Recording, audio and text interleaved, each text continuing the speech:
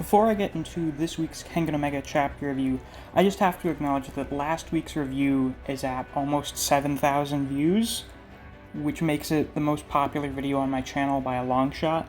So, I guess thank you guys for watching it. Yes, thanks to the YouTube algorithm for pushing it up in the search results. I noticed, I don't know if I should really talk about this, but there were a lot of dislikes, and I saw at least one person in the comments talking about how they were looking for the actual chapter itself. I assume there were a lot of people looking for MMVs or something. So from now on, I'm going to be linking the chapter in the description, just in case any of you guys were coming to my video looking for the chapter itself, just so that it's there for you. But yeah, so this chapter, we finally got into some backstory, and we got it for Naidon, and we learn a bit more about the worm and just generally get an idea of where his strength comes from. We see that he has to stand and prevent 4 horses from running away from him, and he's chained to them. He has to, stand there holding them in place for God knows how long. And the most absurd thing is that I had seen a video a week ago of Mongolian horse wrangling, so this is an actual fucking thing that they do in real life. Some Mongolian wrestlers are strong enough to wrangle fucking horses. So this is a little less absurd. But apparently Naidon is overwhelmingly stronger than 4 horses at the same time, so I'm gonna give him about 8 horsepower, I think. So we learned that the worm is just sort of chilling in Mongolia, and you can just ask to join them basically, but you have to go through training or something. But it seems like they don't really seek people out. People go to the worm and ask to join them. Yeah, he joined it of his own volition. So I don't know if that's just a thing unique to Naidon, or if that's just how the worm works in certain areas.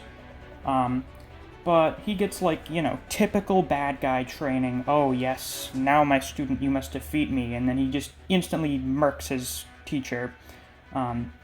Which just goes to show Naidon will fucking kill people without any real hesitation.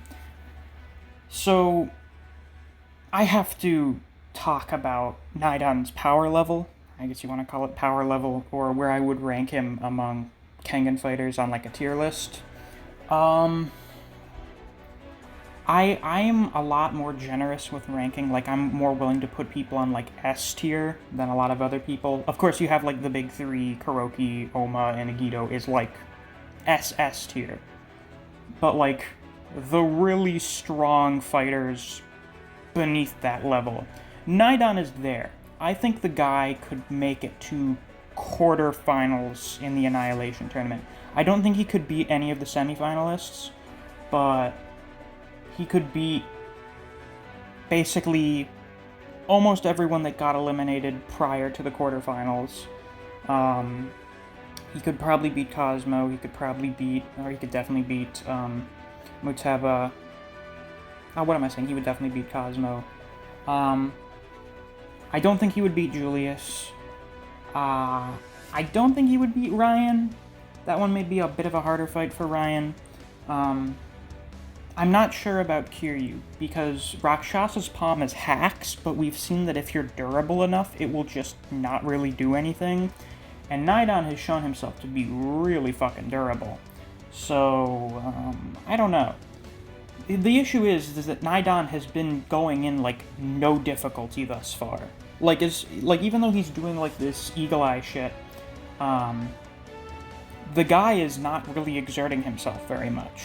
He's just fucking standing around and tossing around Ryuki, he's tossing the guy around like a fucking prostitute. So, we can't really determine where he is as of yet, super accurately.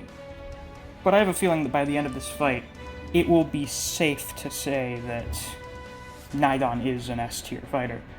Sorry if you can hear that background noise. We have the trash truck coming by right now. So Naidon seems to have 2 secrets behind his power. The first one is this eye in the sky thing, which is basically him going into the zone and he's just really aware of everything happening around him. It's not like foresight, because he's not predicting things before it happens, but he's just, like, aware of everything happening around him. So, no matter how crazy Ryuki's getting with his footwork, just fucking zipping around him all around the arena, he can't touch it, because he just knows where he's coming from. The other thing that we can see him do is this dispersal of power, in which he pretty much forces his own power onto someone to disperse his own, and Oma describes it as like a hard redirection, which is very interesting. This is genuinely really fascinating stuff, because redirection has always been sort of like a soft, formless thing. So seeing that there are actually hard redirection techniques is a very interesting development. Now, it looks like Naidon is going to kill Ryuki, unless Ryuki kills him. He's turning it into a deathmatch. He's like fucking got him up in the air, he's choking him out, and he says, "This is your last warning, come at me like you're going to kill me." So, what is Naidon doing here? And Dong Cheng reveals, like he's thinking to himself, what Naidon said to him, and he said, "I'll see you in the Azure sky."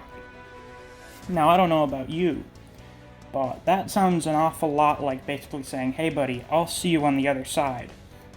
He does not plan on coming back from this fight, so why is Naidon trying to get himself killed against Ryuki?